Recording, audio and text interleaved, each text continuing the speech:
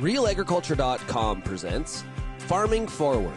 Sharpen your soil health expertise with cover cropping, nitrogen management, and advanced grazing.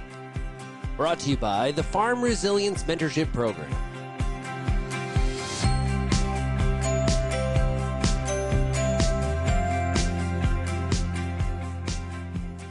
I'm Kelvin Heppner. On this episode, we're focusing on the economics of cover cropping from a farmer's perspective.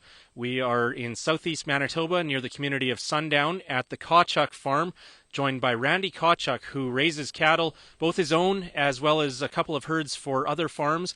And he talks about why he's implemented cover crops, why they make sense in his operation.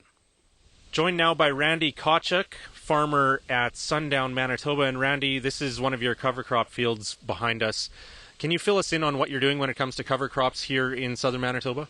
Well, what we're doing here is we're a cattle operation, and being this cover crop, I find really works well. It's actually a no-brainer, and we can plant the crop, and we'll get one cut out of it, and we'll wrap it. And we'll cut it a little bit on the younger side so we get some quality out of it, and then we'll get a second growth out of it. We have two options. We can either cut it for feed, wrap it, or we'll graze it.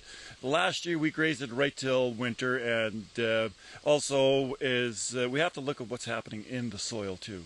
Mm-hmm. We can see what happens with the plant, but we don't know what's happening at the bottom. Like, we're looking for water infiltration, and also this crop that we have here is 15 different species, and this is one plant can compensate the other one. And the nice thing about it, there is no fertility on this crop. The cost per acre is still expensive.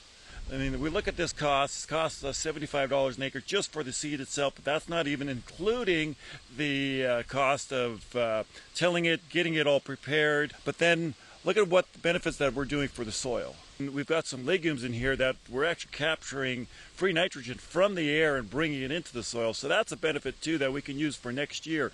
And next year we're not going to follow in with another cover crop. I think what we'll do is we're going to put a hay crop. We'll put an alfalfa grass mixture in here, so that'll last for 4 or 5 years or so, that we can use it into our cattle operation for hay and also pasture. Okay.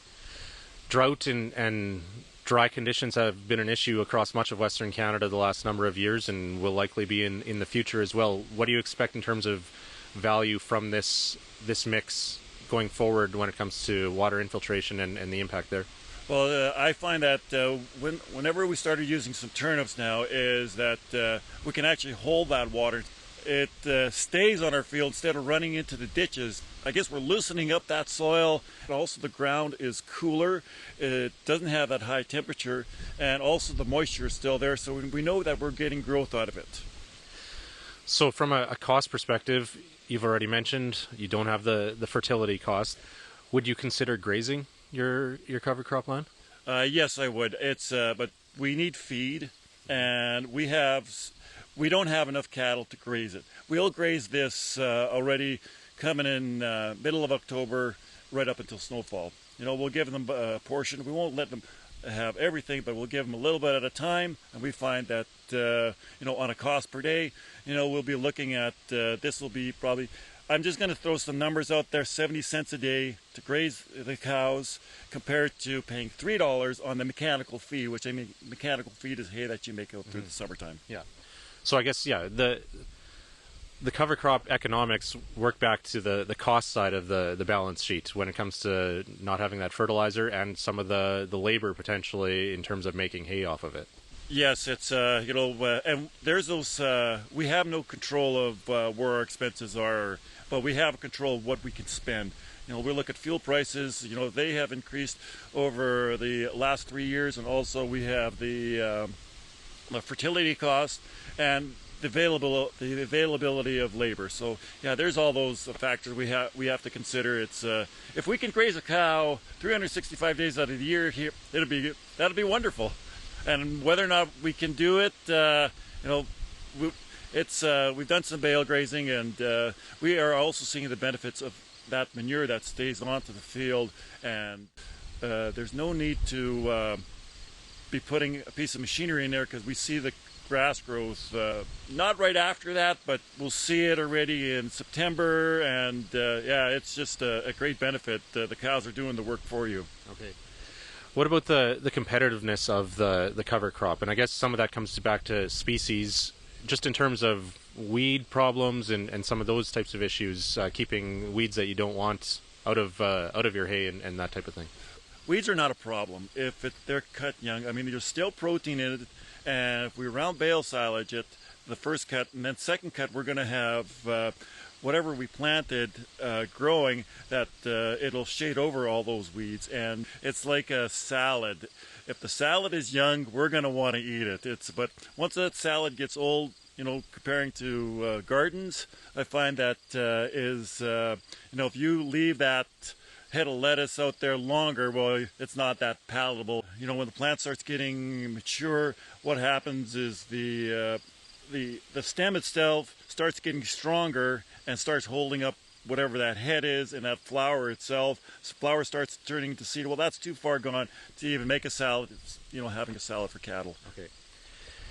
How do you mentioned the 15 different species that you're growing in this mix. How did you come to that decision as to what to put down in your cover crop? Because there are scenarios where farmers are putting down a single species cover crop. Sometimes it's 3. This one is 15. How did you reach that and determine that this might be the best way to go? Well, I've done research. I've done trying to make my own mix. And what I found is we make this mix, and it works, and you know, some of it grows, some of it doesn't, but that took the time. But now I found a company that has got the right recipe. Only way that I think it's working for my farm. Are we going to continue using this company? I will. It's because it's the benefits that I see out of this crop, and also the recipe was built by other farmers. So that's the key thing about it that I like it, because it's and then farmer to farmer we feel more comfortable of oh, you tried this, right? You know, and so, oh, look at that crop, you know. So that's where I have trust in people that are actually doing the work, and that's where I feel I'm comfortable with spending that money. And then also when I see it myself, once the results are in the bale, then I'm happy. And also we got to look at what we're feeding to the cattle, and the cattle are happy too. So it almost takes 9 months to 10 months later by the time you see any results here. Yeah. And I guess with 15 different species, then you're covering yourself in terms of different weather scenarios, different geographic factors, soil type, and all those types of things. Also, as you mentioned, what cattle want to eat. You have a few different options there in terms of which plants actually grow in the field. If we would walk in here, Randy, would there be 15 different species, or would certain ones be more dominant based on conditions that this crop is grown in? I don't think we'll find all 15 species here. I think we'll easily find half of that. Okay. And it's nice to see. And like we're saying, the different weather conditions that we do have. We have a cool season, a warm season. This is called a full season cover crop. So we're kind of covering the real hot weather. We've got some sorghum in here that's if it gets 30 degrees, and we have the moisture, stuff's going to explode. And then we also have the peas that's also capturing the nitrogen from the air and bringing it and, you know, compensating these other plants. Okay.